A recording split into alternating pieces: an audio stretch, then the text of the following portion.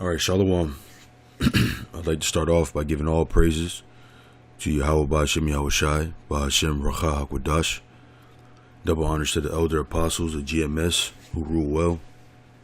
And also honor and salutations to those of you who are of the hopeful elect and are out there teaching the word in sincerity and truth. All right, so today I want to talk about basically the brewing up of a race war here in America. I was watching a couple of videos yesterday, and that was what came to my mind in watching the videos. Because you got two things, you got on one hand you got Jake. They're getting tired of being mistreated, right? And I don't know why they would think anything otherwise, but they're getting tired of being mistreated by the police. They're getting tired of being mistreated by the so-called white man, and they're ready to pop at any moment, man. You see Jake's getting restless, and then on the other side you got Esau, the so-called white man, the so-called white people. And I'm not talking about the elites in this case. I'm talking about your peons. They see Jake roaming around free, in for lack of a better term, or they see Jake happy. We had a black president, so Jake is behaving differently. While you still have a lot of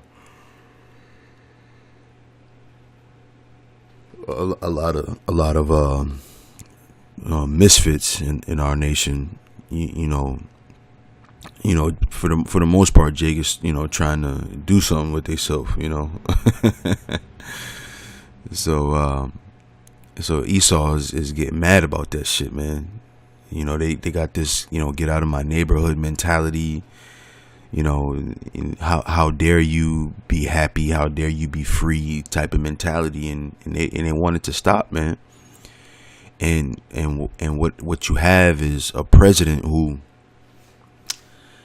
has allowed them to show their true colors, to show what they really think about Jake, man. And it ain't nothing nice. And like I said, you could see it, man. You could see it brewing up. You could see that a race riot in this country is inevitable. Like we've seen it for smaller things. You've seen there's been race riots throughout the country for years. But what comes to mind, I'm not that old, but what comes to mind is Rodney King, when he got beat down by the police, and it got recorded how the people went crazy. Now that was a small event. And now you look at Jake today, right? Every few months there's a nigga being killed by the police, right? So again, like when you have I say again because I've said this before, but when you have a people or anything for that matter, not just a people but anything, being backed up into a corner, and they feel like they don't have anywhere else to go, they gonna fight back, man. And you're gonna see those people, these people, our people, though a lot of them are gonna be 2/3, they're gonna start fighting back, man. And you're gonna see race riots here in this country, man. All right, so I wanted to I'm not gonna show the two videos that I seen yesterday, but I wanted to talk about them, and I got a couple of scriptures here written that I want to go into, and then I'll sign off. It shouldn't take me that long, but the first video I saw was this Jake. He was I guess he's an investor, and what he does is he goes around buying houses and flipping them over, right away if they pass, his inspection. So what he does, he goes in these neighborhoods and he takes his, sign and all his paperwork, and he, puts it out in the yard so the people in the neighborhood can know what he's doing. And excuse me, this Edomite lady saw him and didn't like the fact that he was in her neighborhood. So she made a big hoopla about it. She, what are you doing here? Why don't you just leave? And he was telling her that, look, I'm an investor. I'm here to do my job. And she called the police on him, and the police handled it pretty good. But just her disdain, she was mad that the police wouldn't do anything to this nigga. And she was like, oh, y'all are not doing your job and all of this shit. And she was, pretty irate about him being in her neighborhood, right? So the next video was one, and I think most brothers have seen this. The brother in our camp, Taziaf, told me about this. About this lady saw these two jakes. They was in the park grilling, and she took it upon herself. She was gonna make a citizen's arrest. And she sat there on the phone for 2 hours, trying to call the police for these niggas. How dare they be in my park, having a good time, that kind of thing. So there's and there's more, right? And those are the two videos that I saw yesterday. But things like that are gonna cause a race war, man. When you read the comments in the comment board, like Jake is ready to pop, man. They ready to pop, in about time too, man. Because it's frustrating to see Jake raising their hands up and don't shoot me, and I'm a law-abiding citizen. They don't give a shit about that, So let me go here real quick. This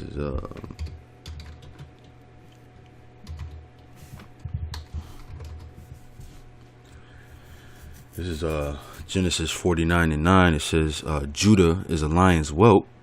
From the prey, my son, thou art gone up. He stooped down. He couched as a lion. And as an old lion, who shall rouse him up, right? And who shall rouse him up?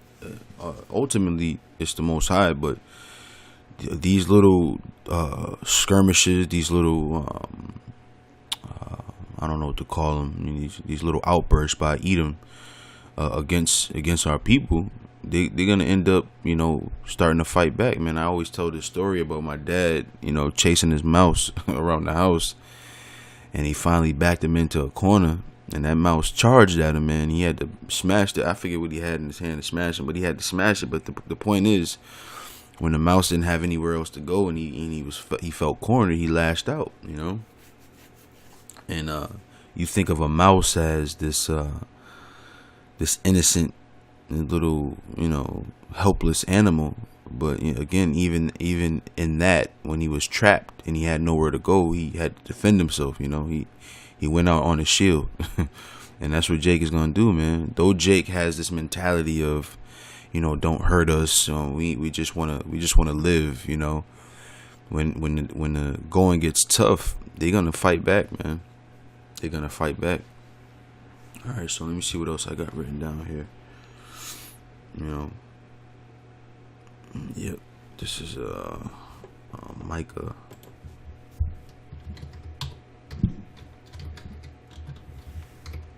I got something else I want to talk about too. I forgot.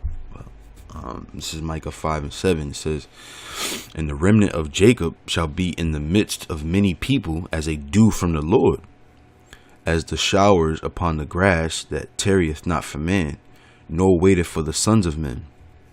Okay, it says, "And the remnant of Jacob shall be among the Gentiles in the midst of many people as a lion among the beasts of the forest, as a young lion among the flocks of sheep, who, if he go through, both treadeth down and teareth in pieces, and none can deliver." You see that? So the Lord is going to put the spirit out for Jake to fight back, and he's going to be a terror in this world, man. Now that first wave is gonna be, taken out, because Esau, you can't beat him. I don't care if you got 156 guns in your house, and each nigga got 156 guns. Esau got twice that much for each nigga. so that first wave gonna get wiped out, but you're gonna see it, man. You're gonna see it. All right, so this is let me talk about this real quick, because I was watching TV, and they got all these different shows. I wasn't watching the Big Bang Theory, but I was watching the show that comes on after it, and I had it recorded, the last OG with Tracy Morgan there. But as I was watching it, I pressed play to start watching it, and there was like a little excerpt before it, and I happened to pause it because I was talking, and I paused it, and it stopped right on the little excerpt, and I guess this thing comes on after every episode of the Big Bang Theory.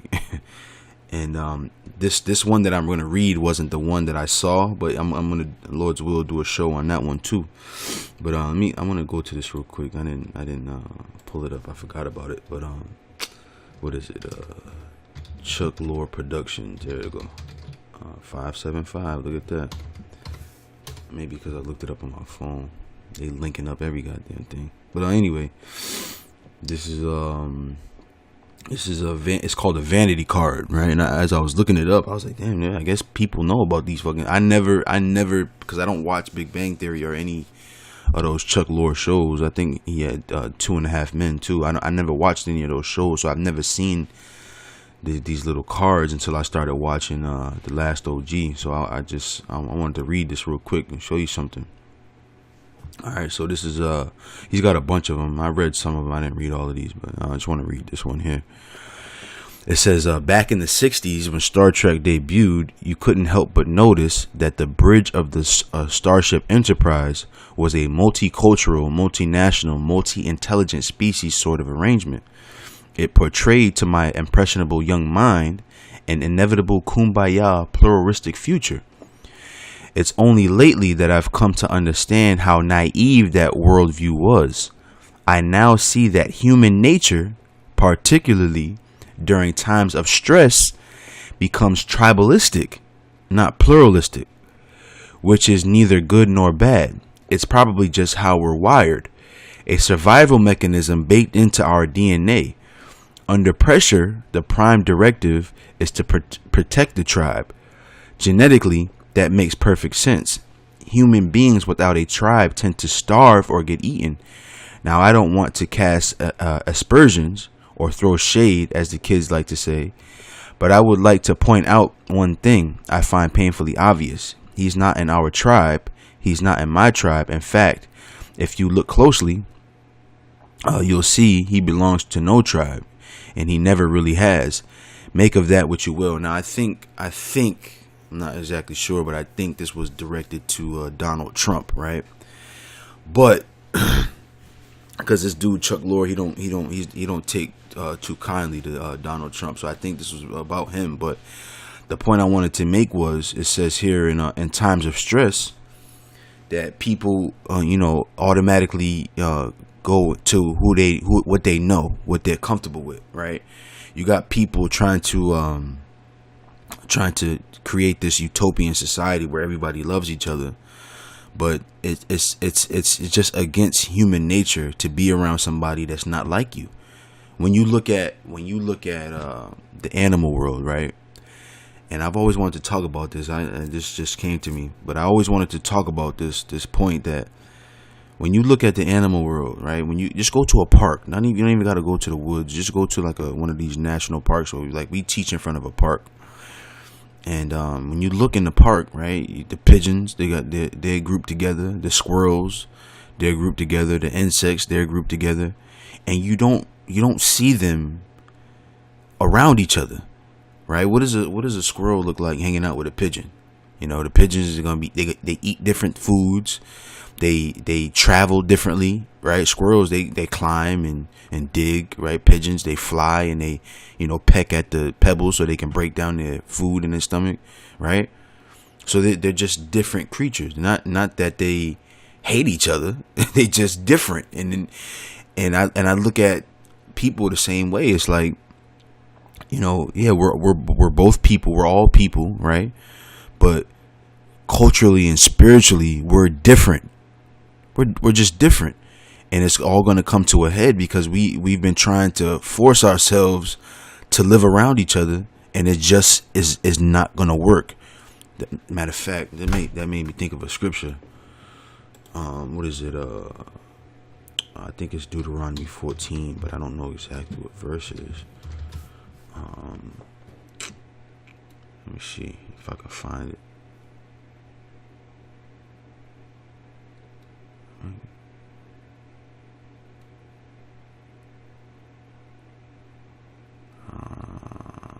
Probably passed it. Let me just put the word in. I hope I spell it right.